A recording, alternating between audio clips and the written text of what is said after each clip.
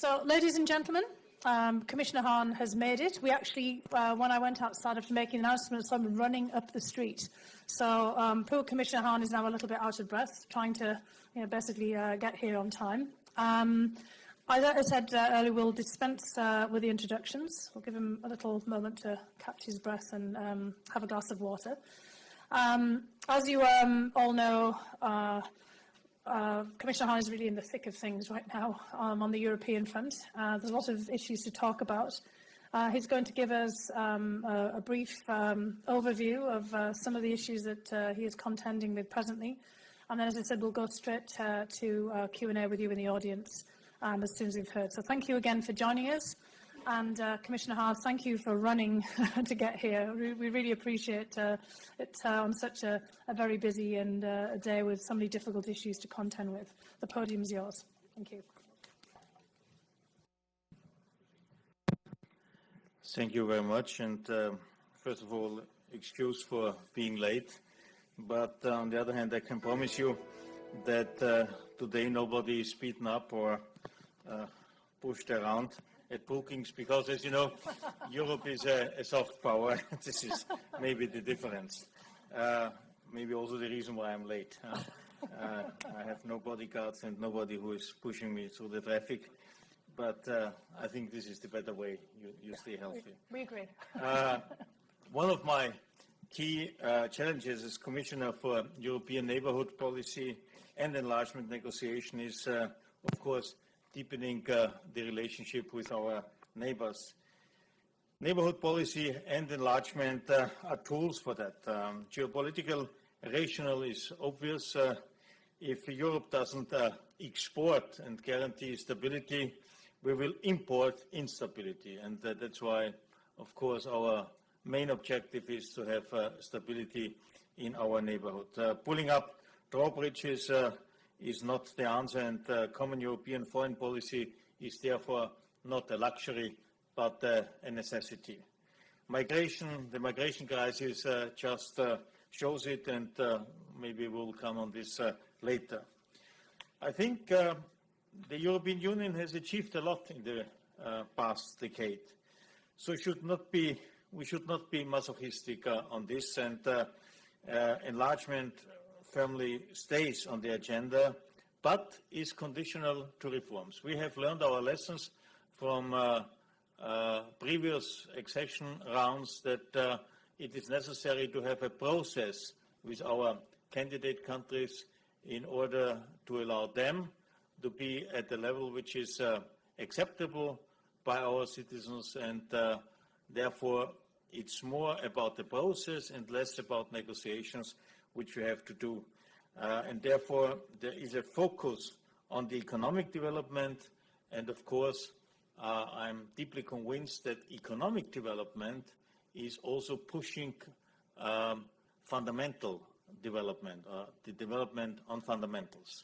There is a relationship between both. You can only attract foreign investors, but even people inside the country will only risk their own money to establish a company, for instance, if they can rely on an independent judiciary, on transparency, low level of corruption, ideally no corruption. But this is something one has to address. And that's why the economic, so to say, focus is so decisive for us. But when we are talking about neighborhood policy, it's more than in the past that we are looking into our own interests. What are the European interests? And of course, the main European interest, if you're looking around, is to have stability. I think it was said, and somebody was quoting this famous song of Johnny Cash, this ring of friends has evolved into a ring of fire, and we are there to extinguish it and to create stability, prosperity, welfare in our neighborhood. I think this is for us the best guarantee to have stability. And therefore the question is how to invest in stability. And it's so important to stress this term in investment, because it's also important for us to understand much better. We have to invest. We have to take some money, but also other, so to say, resources. It's about our own energy, our own commitment to deal with our neighbors, to be engaged, to understand more, so to say, also their interests, their concerns, their troubles and their problems, but also their interests and their challenges. And that's why it is so important to have this clear understanding and perception. We have to invest, because if you invest, you expect to get something in return. And if I'm saying to get something in return, it's not only about money, it's about, for instance, peace, stability, prosperity, satisfaction for citizens. And this is probably more important and more important for us than to get money back. Okay, we would like to get money back, which we have invested, but the idea of this kind of investment is indeed to have this stability. We are looking into it. And once again, if you're looking in our neighborhood and if you compare it to the situation 10 years ago, the situation is certainly less stable than it was 10 years ago. There are terrible conflicts, violence in many of the Arab transition countries. We have transnational terrorism. We are confronted with a Russian foreign policy which doesn't respect the sovereignty of neighbors. And last but not least, we have a refugee and migration crisis. And therefore, of course, one could arrive at this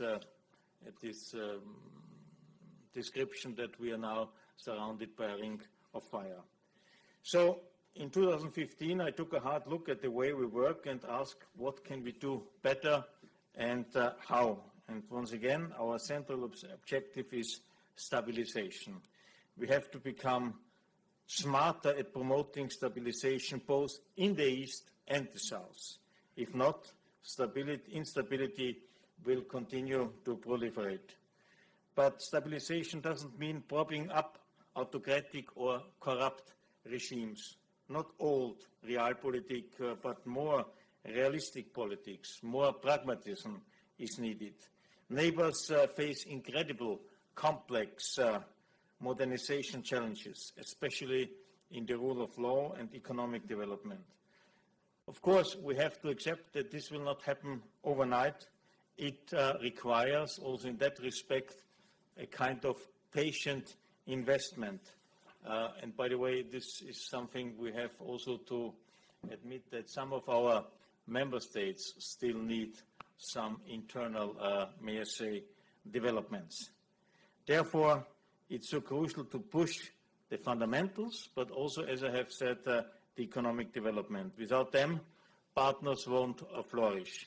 So stabilization means working for long-term political, economic, and social transformation, but in a more robust, hands-on, and may I say, less naive way. See, for instance, the refugee and the migration crisis. Without addressing the root causes, instability, lack of perspectives and conflicts, we won't get very far. At the same time, we have to defend our short-term interests and literally draw the border. I think it's so important for us, the Europeans, to invest in an effective border control at land, but also at sea. Without an effective border control, we are nowhere. And this is something we have to have in focus. And I hope that our member states and also the European Parliament will come very soon to a decision tabled by the European Commission already last year. So what we have to do about this, I mean not only the border control, but in order to create this stability in our neighborhood, first we have to understand there is no one-size-fits-all solution. We have to accept that greater differentiation is needed. Our partners are very diverse, not just between the East and the South, but if you take, for instance, the East, within the East, and the same applies for the South. That means designing and tailoring solutions for us, the European Union, but also for each partner to get more leverage and finally to have a better traction. Second, while retaining these ambitions, we need a focus on a specific number of priorities, also this as a result of a necessary tailor-made approach. And finally, if you take the economic aspect, it's not only about this, there's also a very strong element, a very strong component, and this is security. In particular, focus on preventing radicalization, which leads very often to violence. We are also working on the security sector reform, counterterrorism, and border management. It's something where in the past, the Union, in particular my policy area, was never involved. We didn't provide money for that, but we have changed our opinion, taking into account the very recent developments and how things are interlinked to each other. So our aim is definitely to increase our own flexibility. Also our own flexibility in terms to apply different solutions, different programs, and I have also to admit that our neighbors never stop to surprise us, and therefore we have to be flexible to respond in an adequate mean and to develop always new tools if necessary.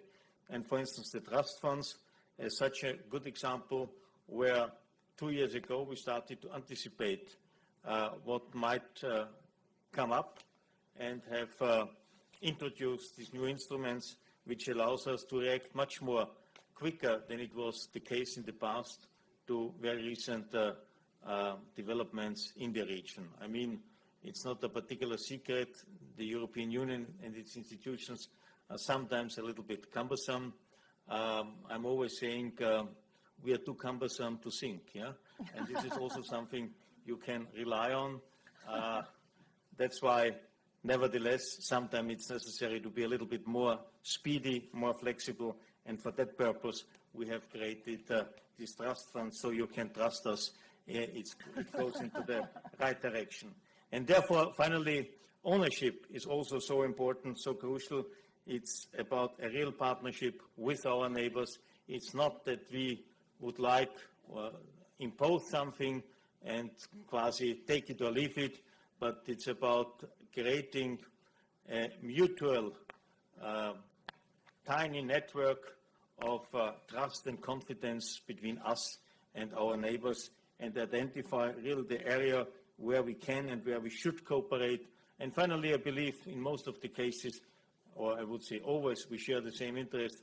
Also, our partners would like to have stability, prosperity, perspective for the people. In many of these countries, they are facing a brain drain, often a brain drain towards Europe, and this is something we also have to address, because for us, if we would like to have stability in our neighborhood, we have to have an interest to turn this brain drain in a brain circulation in order to give people a perspective to move back, to work on the further development of their country, to use their experience gained, for instance, in Europe when working or studying. But it's also important to have this perspective, this task in mind. And therefore, tailor-made solutions are so important. I give you a few examples. With Jordan and Lebanon, also as an outcome of this refugee crisis, we have developed and designed specifically what we call a compact agreement with the country, a comprehensive one, which not only includes financial engagement, but also to look into some regulatory measures which might be supportive to further develop these countries. Or if I give you a very concrete example, as a result of many trips and missions to these countries, to these regions, they are facing, by the way, a similar problem like we have in Europe and maybe also here in the States. It's a lack of skilled labor workforce. So we have to invest, for instance, in vocational training, that the interests of the business sector are matched with the education and the qualification schemes. And in that respect, I think we should invest much more. And this is another contribution to the further development in these countries. Or if you take Tunisia, I was there only last week. I think they have taken very courageous decisions, and we have to support them, we have to help them. It's quasi the European hub in the region. They are committed to democracy. They are really committed to harmonize, so to say, their social and historic background with the Enlightenment. And I think this is something we have to support. We have to support. And really, Tunisia could serve as a kind of gateway to Africa for us, the Europeans. If you take Libya, and by the way, here Tunisia played a very important role facilitating finally, together with many others, hopefully now a government which might be still fragile, but for the first time there is something and we can build on it, and hopefully it will stabilize not only the country but therefore the whole region. If you look at the eastern neighborhood, there is already a very good basis for cooperation with Ukraine, Moldova, and Georgia with this association agreement. Probably there might be some questions later on about our assessment about the situation in Ukraine, the impact of the Dutch referendum, situation in Moldova. But let's be clear, in general, I think we are, with all up and downs, on a good way, on a good path. It's not easy, but if we are pushing enough, if we are clear enough what has to be done, but if we are also, so to say, intelligent enough to understand what is achievable and what is not achievable, also in terms of the timeline and the time perspective, I think we can achieve a lot, and this is also in the interest of these people. And I mean, Ukraine is certainly a particular challenge, and I don't want to elaborate too lengthy on it. May I say, there is a new government in place. There are many being concerned that it might be less reform-oriented than the previous one. If you look, so to say, into the names, it might be the case. But on the other hand, may I say, this government, although there is only a tiny majority in the Rada, nevertheless, I believe, if they are willing to take political decisions, they are probably stronger than the previous government. And it's now the task, the obligation, and the duty of the international community to push them into the right direction. And if we coordinate our efforts, and this is one of the reasons why I am, as a non-financial, so to say, experts, participating in the spring meeting, to use the contacts to our international financial institutions and partners to coordinate our efforts in different countries in our neighborhood. And Ukraine is such an example. Moldova is another one. And as I have it here in my briefing, Belarus might be the same. And so I could tell you examples from different countries, Armenia, Azerbaijan, other ones, where we are following this very tailor-made approach and solution to identify ways and means how we can cooperate without overstretching the possibilities and room of maneuver of those countries. But I think it's also here our interest, their interest, and may I say, it should also be the interest of the neighbor of our neighbors, and this is in particular Russia, to work together to share the common economic interests. And if we are all together able to develop the economic potential of this region with millions of people, this would give us all a lot of opportunities and could contribute and can contribute and will contribute to the stabilization of the region. So let me say some final words on the migration challenge, which is for the moment, of course, one of the most pressing issues in Europe, and probably it might stay, because one has to differentiate between refugees and migrants. This is very often mixed up. I think we have found, also heavily criticized, with Turkey, I wouldn't say a solution, but an agreement which finally led to a significant decline of refugees/migrants to Europe via the Western Balkan route. I'm stressing this term migrants because only last summer, 80% of the people arriving in Greece have been Syrians. Around New Year, in early spring, I would say this share was 20 to 30%. The rest, or the huge majority, have been people from other parts which in the windfall of this wave wanted to come or want to come to Europe for very understandable economic reasons. So we have to find ways to regain control about our external borders. We are not blocking them, but we have to be clear who can come in and who cannot come in. And in that respect, I think it was necessary to have this cooperation with Turkey, but I have also to stress that the action plan comprises not only areas related to the refugee crisis, but is also about stimulating our mutual cooperation.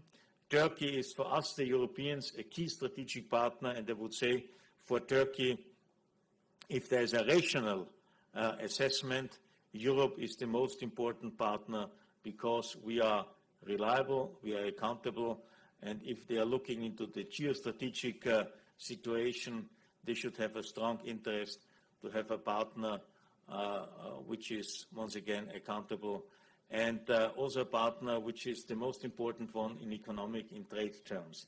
That's why part of this action plan is also to push for an upgrading of our custom union, to speed up, if you like, the accession negotiations, but also visa liberalization is another issue which is important for stimulating the economic mutual development. But may I say, my bigger concern in terms of migrants, maybe less refugees, is the Western Mediterranean. That's, once again, it is so important to have a government in Libya in place in order to have at least an interlocutor for the future. If you like, I would like to stop at this point. Once again, I think it's important, and I would like to stress this because maybe it wasn't so explicit said, and in particular applied in the past, but we are really following our own interests in relationship to our neighborhood. In that respect, may I say, the United States might serve as a good example how to be successful, and this is also important for us. If we have stability in our neighborhood, we can go the next step. We believe as Europeans, the European way of life, democracy, so to say, supporting the individual is the most successful concept. Otherwise, it would not be possible if only 7% of world population are by far still the biggest economic bloc in the world. We are contributing 22-23% to the global turnout, and this is still a remarkable figure.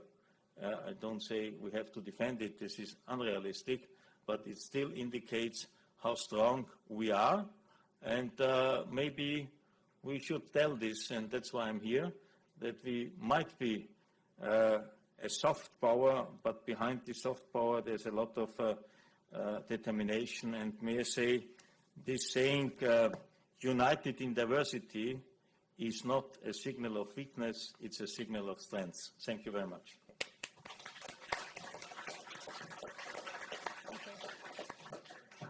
Well, Commissioner Hahn, thank you very much. I'll turn over to the audience in just 1 second after you've got your microphone attached here. I'll take 3 questions or so at a time and then get back to you. I have a microphone here.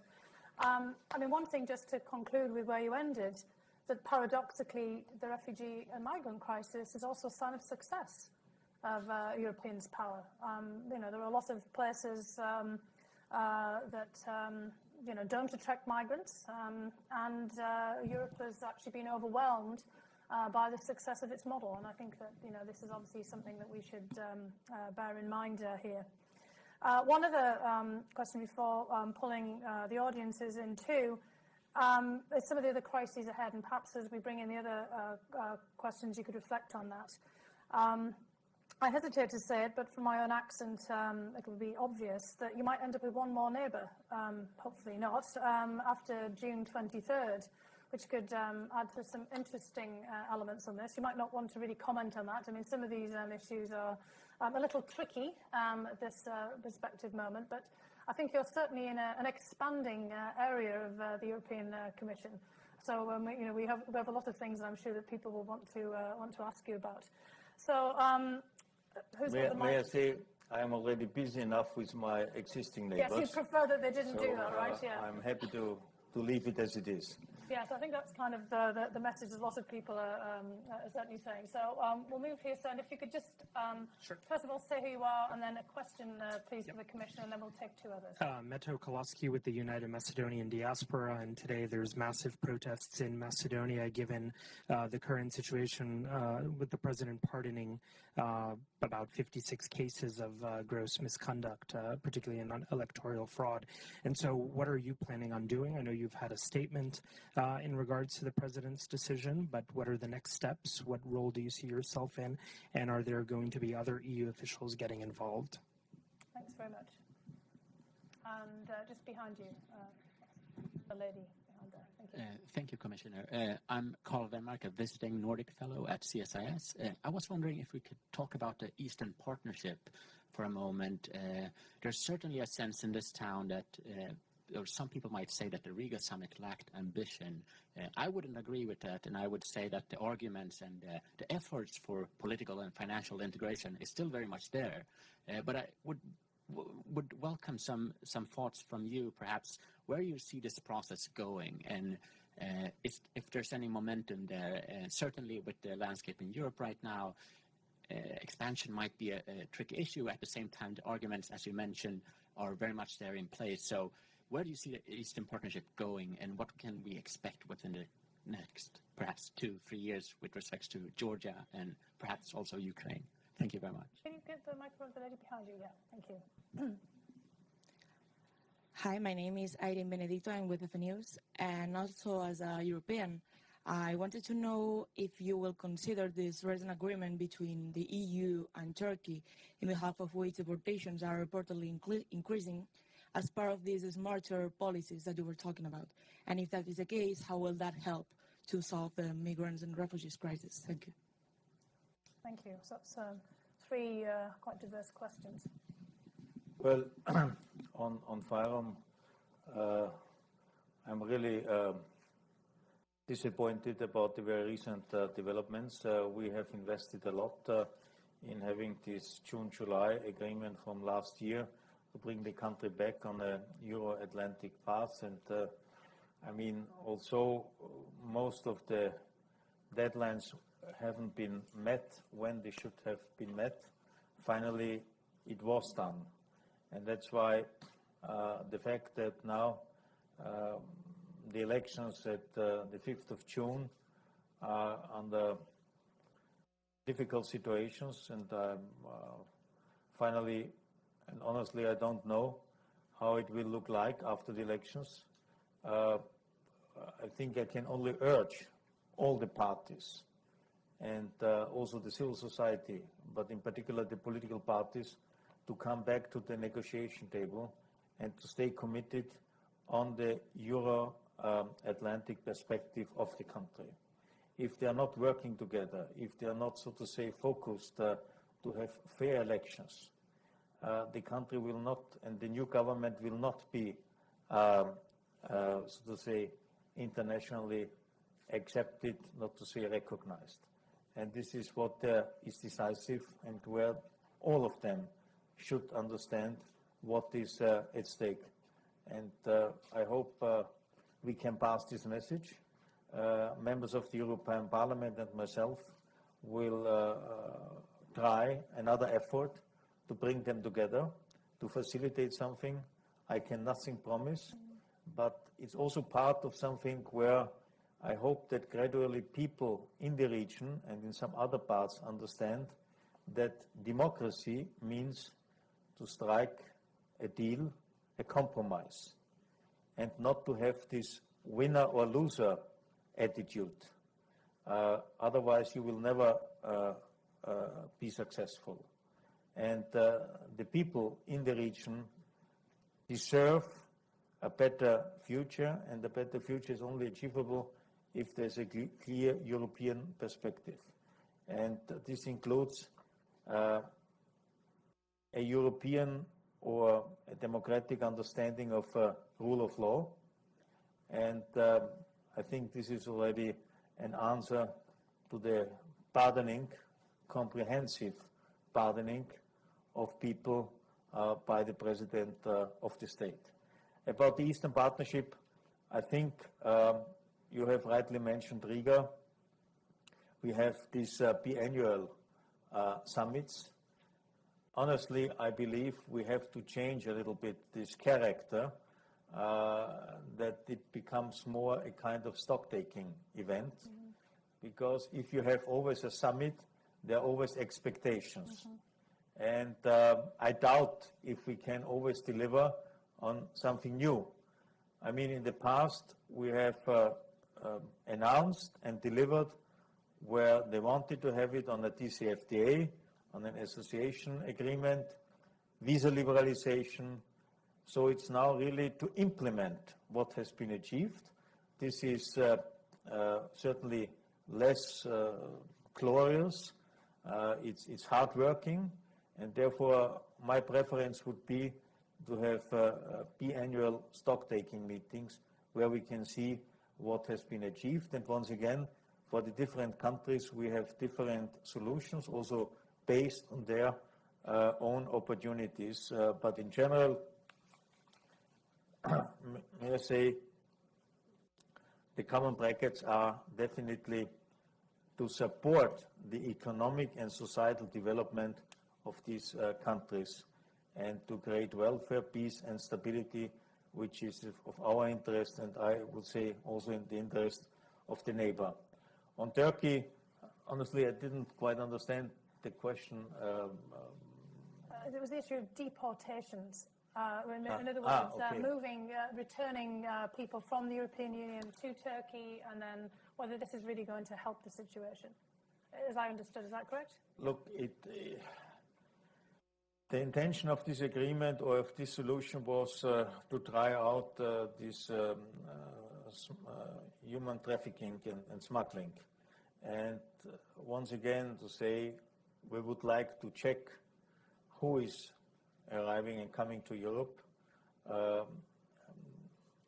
We haven't abandoned the opportunity to seek asylum. This was never the issue, but we have to check who can really get asylum and who might be a migrant. But the whole agreement is, so to say, from our side, also respecting all the international laws and agreements, and this was the reason why this return procedure was quasi-delayed. It was not delayed because we had to prepare the legal ground in order to guarantee a correct procedure respecting international agreements and international law. Let's see, I'll take a question right at the back. Someone had their arm up before. Yes, that's right. Thank you. And then I'll come back down again. Thank you. Leandra Bernstein, Sputnik International News. A question on the Dutch referendum on Ukraine, whether that's going to impact the association agreements going forward, and also whether, in your view, you're concerned that Ukraine and other partners could view this referendum as the EU giving partnership with one hand and then taking away with the other. Thank you. There was a gentleman over here on the left. Yeah. speak. Yeah, hold on, wait for the mic. Hello, I'm Stephen Wallace. I would like to ask you about the situation with the refugees where the Austrian government felt compelled to organize a regional solution involving most of the countries in Central Europe. And even though this was welcomed by the president of the council, Donald Tusk, it drew a lot of criticism from Berlin, from Merkel. Basically, do you feel that this kind of regional solution fits in with a larger EU policy, or do you view it as a challenge to reaching kind of European solutions within a larger EU framework? Thanks. And there was one other here, and then I'll come back to another round again. George Angiapridze. Commissioner, thank you for your speech. One of the points you mentioned was that the approach you use with respect to promoting stability is to convince Russia of the benefits, of the common benefits that come with promoting greater stability, particularly long-term economic benefits. How effective do you think that strategy has been, and do you employ or do you intend to employ other methods as well to promote greater stability? Thank you, Commissioner. Well, on the Dutch referendum, the outcome has to be respected. There was a self-commitment by the Dutch government, if there's a certain turnout, to respect this. But one has to say 27 member states have already ratified this association agreement. So for the moment, it's provisionally in force. It only, in inverted commas, affects the association agreement, not the DCFTA. So this deep and comprehensive trade agreement is not affected by this referendum. But the ball is now in the camp of the Dutch government. They have to come forward with an idea. I think they are reflecting on it. Once again, we have to respect this popular vote, and we will see what are the next steps. But for the time being, there is, so to say, no reason to change anything in relation with Ukraine. And, well, that's what I can say for the moment.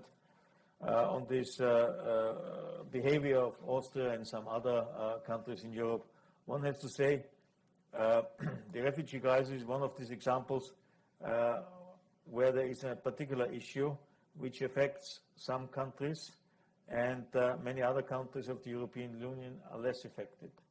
And therefore, the general, so to say, interest to find a solution is less intensive than it would be the case if all are more or less equally affected, as it was, for instance, the case just previously on the economic, due to the economic and financial crisis.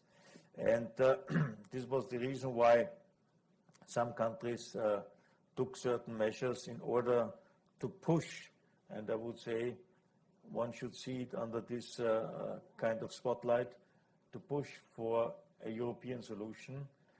So at a certain moment, it was a measure being applied by one or two countries, but finally leading to a quicker decision on the European level. At the end, only a European solution is a sustainable one. That's why, once again, I stress the need of a common European border protection mechanism. That's the only way out. On Georgia, as an example, once again, what I would like to pass as a message, also in the way we are acting, is Europe is not an aggressive partner. We are not trying to extend our territories. What we would like to see is stability, peace, prosperity in our neighborhood, giving people in the countries the right, the possibility to decide on their own, and demonstrate that a peaceful development is achievable. And for that, once again, we have to see the individual possibilities of each of our neighbors. I think the way we are dealing currently with Georgia is one of these good examples. And I hope people can see very soon the added value of this kind of cooperation. We have this DCFTA since, I would say, now 1.5 years in force. There have been already some first signs that this pays off. The export to Europe has increased, and these are opportunities which are, so to say, transferred into jobs in the country, and this is another element how to stabilize and to develop a country and a society. Thanks very much. I have a question here at the front, and then as well. Thank you. Thank you. Does it work? Yeah. Yes, it is. I'm talking about the Brookings. We have the 15 billion plus euros of the ENI. The EDF, which I know is not really you, and you have to be careful what you say because Mimica might not take it too well, but it's 30 billion plus. Now they are happily aligned in terms of time frame. They go 2014 to 2020, both of them. Two questions in that respect connected to one another. First of all, how do you see the way we'll use the ENI up to 2020? Will you see that that money is being used as with a rain approach, or very few carrots but very, very big carrots, so being very concentrated? And second one, which is a bit more speculative in that respect, do you think that what we're seeing there is effectively the conditions coming into place for an attempt in the coming years to budgetize the EDF and somehow align it more closely with the work you're doing through the ENI? Thank you. Thanks. Gentleman here, and then here. Yeah. Thank you. Sir? Yeah. Maurice Urbain. And I had a question about what role, if any, you thought the United States and NATO would play in the enforcement of border security in and around the European Union. Thank you. Thank you. And then a question here at the front. Thank you. David Riley from the British Embassy here in Washington. Actually, my question follows that one very neatly. You set out very well, Commissioner, the large number of challenges we face now, which, in the view of my government, require a comprehensive and sort of full-spectrum response. And EU-NATO cooperation, I think, feels as more important than ever. I mean, my government feels we've fallen short of what we need to achieve. So in your mind, what would a successful Warsaw Summit look like in terms of securing deliverables on EU-NATO cooperation? So the Warsaw Summit in NATO, Warsaw, yeah, and okay. whether that will help with EU-NATO cooperation. And the other question was about the US role in border security as well. I suppose quite a few people in the US are wondering whether visa introduction may also come in. Did somebody else have a related question? I saw somebody waving their hand back there at one point as well. Did anybody else have a question that follows on from any of these? No, okay. Commissioner, we'll go back to you. Thank you. Well, starting with the EDF, honestly, I don't want to comment on it, but in general, I would always prefer to have it inside the budget. But this is something which is subject to discussions with our member states. On ENI, the way how we spend the money, I think indeed here we are, or I am trying to change a little bit the way to do this. First, that's why also in my introduction I have already stressed this character or this notion investment, because I like to move from being a donor or a spender to an investor. But it's more about this so to say, principles I have elaborated. That I mean, if you give somebody money, if you give a grant, maybe people are less analyzing and assessing if the quality of a project is really a good one.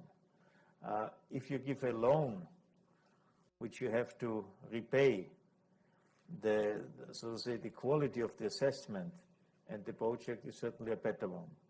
And if we apply even more financial instruments, we can leverage our financial opportunities. Number one. Number two, if we have less projects, we create definitely more visibility, and we can also focus on certain areas. For instance, yesterday we had, I think, a very good discussion with our financial partners, World Bank, Monetary Fund, EBRD, EIB, on energy efficiency in our neighborhood. That we have a joint effort to address this issue. Why I'm saying this? People could say, okay, this is something addressing climate action and so on, but to have more energy efficiency has a huge political impact, which again has an impact on the stability in the region. Why? I give you two figures. In the south, we have an increase of 6 to 8% annually in terms of the energy consumption or electricity consumption. So in 10 years' time, so the consumption is doubled. That means that in many countries, the dependency on energy and energy supply is increasing. So our interest must be to work on a further diversification of energy sources, but also of energy supplier. But an important element is to slow down the increase of energy or electricity consumption. And that's why energy efficiency is so important. And by the way, if we are looking into the isolation of buildings in the south, but also in the east, you can gain a lot, or you can lose a lot. And if you address this, you automatically boost the local economy, because thermal isolation is extremely labor intensive and is giving job opportunities for small and medium-sized enterprises. So it's in many dimensions a win-win situation. Or if I take the east, Ukraine, in Ukraine they waste 11 times more gas than the European average. If they would be at the level of the European average, they wouldn't need to import any cubic meter of gas. Imagine what this would mean in political terms for the country if they are not forced to import any gas. And this is why you see this link between certain areas, measures, and the impact on the policy, and further on the kind of stability we would like to achieve. On US, NATO, honestly, it should be the task of the Europeans to take care about their own border protection. And this is honestly my aim, to achieve this. And I will do everything what I can do. But I appreciate, for instance, the flexibility and the quick response when it came to deploy a NATO operation in the Aegean Sea to monitor the whole situation, because this is what NATO is doing, to monitor and to observe, but certainly to support certain measures on the Turkish but also on the Greek side.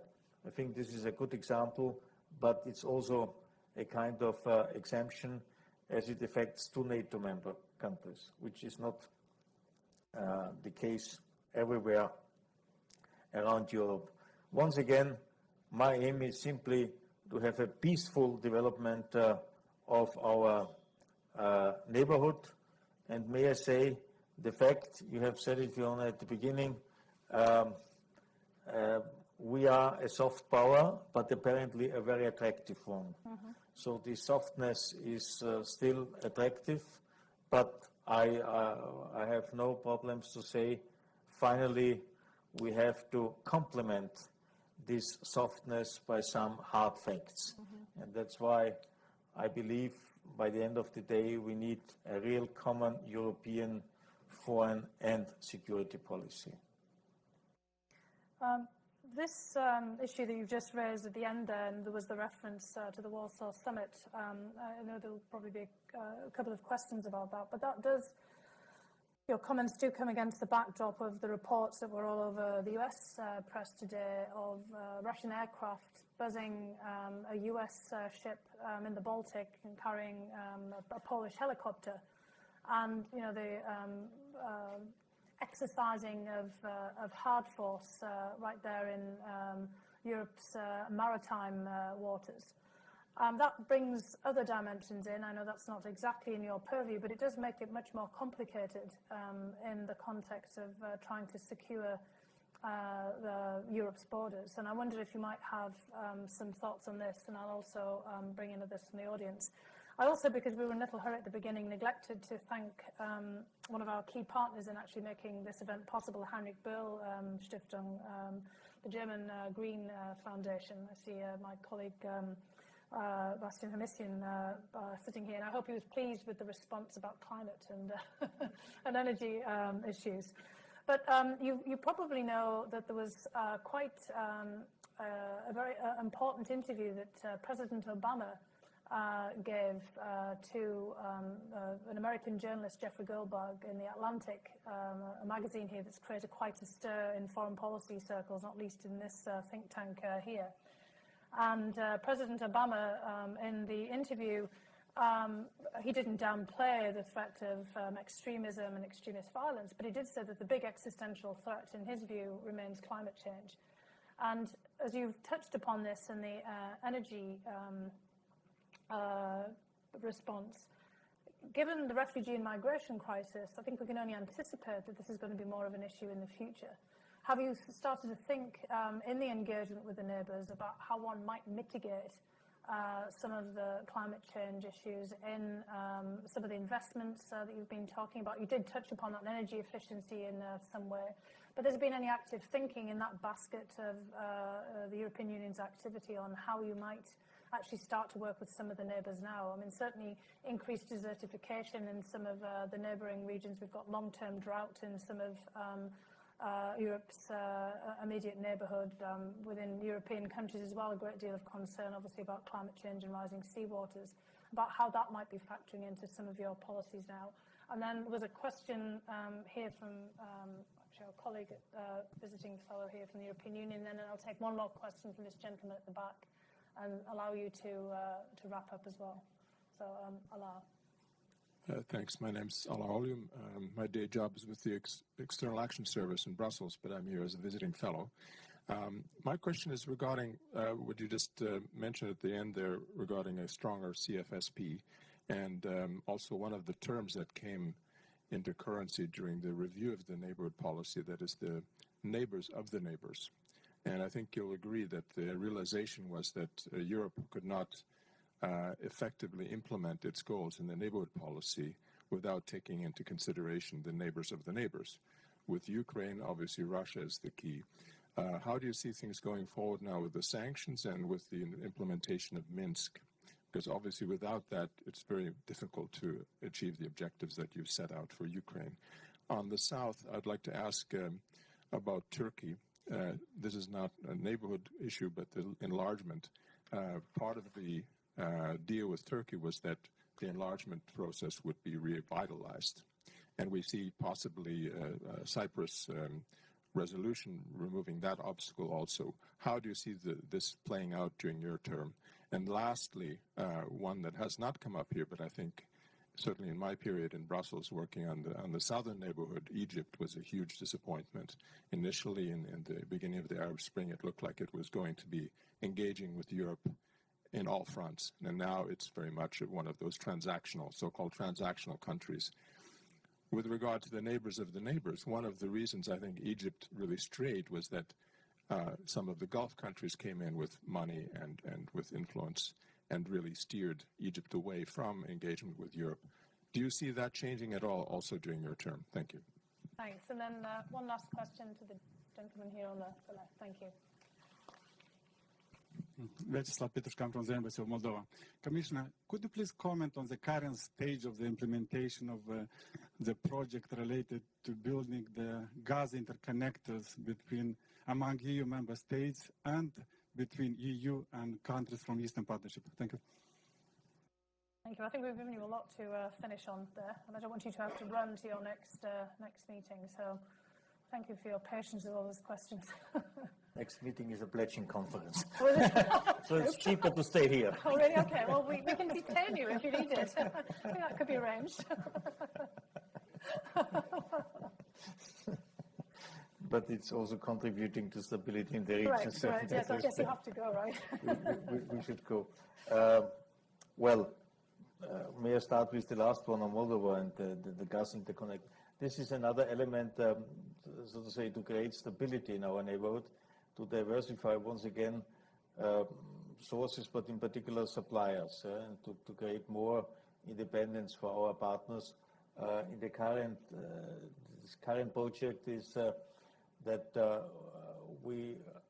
I think there is an interconnector already at the border between Romania and Moldova installed or built.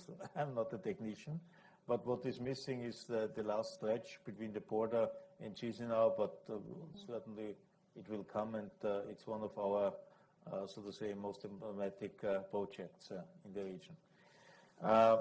On this whole issue of climate change, I'm grateful if President Obama at the end of his term in office recognizes this huge importance.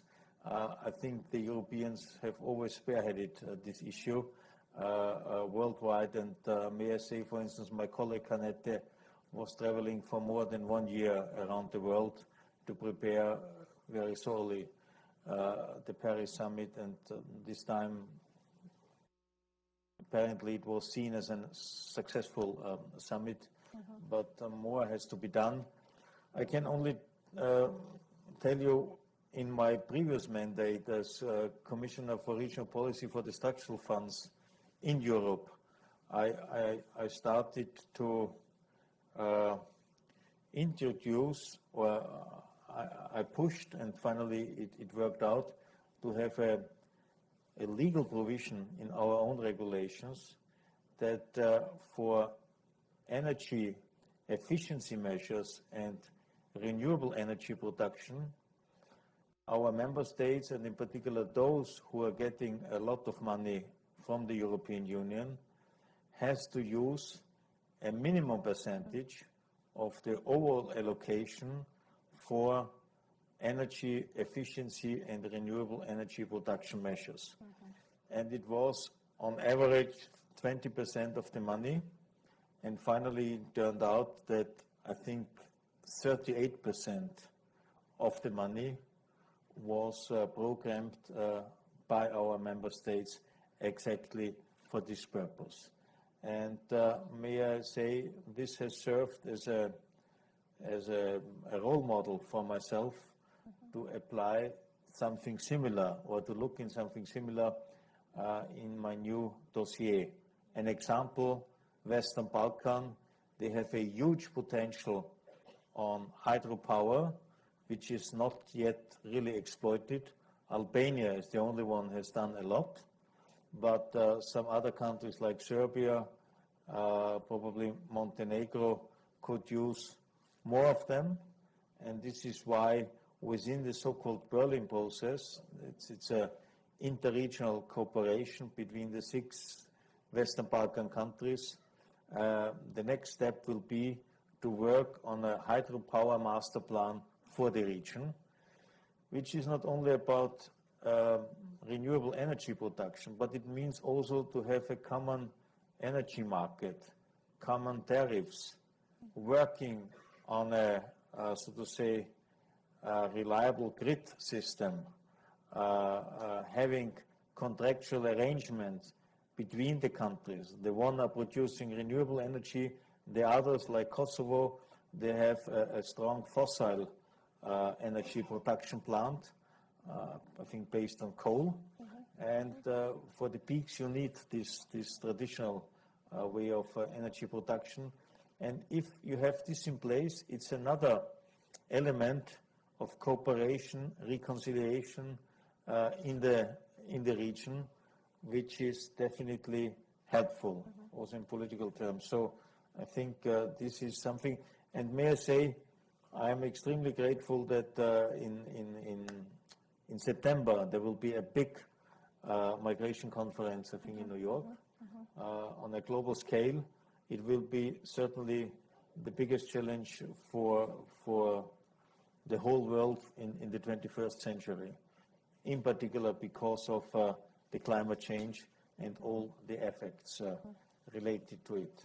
On the neighbors of our neighbors, I think it's important to stress that we are not only, so to say, referring or reaching out to Russia, but also to the Arab world.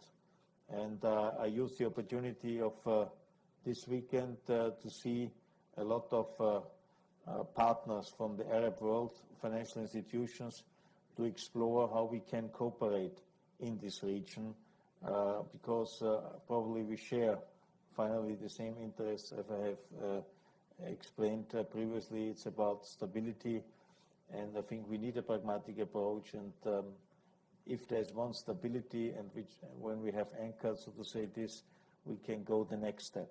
And the next step, it's probably not during my mandate, but so to say, I would like to see, so to say, a kind of heritage that others can build on in a way that they can go the next step with our partners in the region to improve living conditions of people.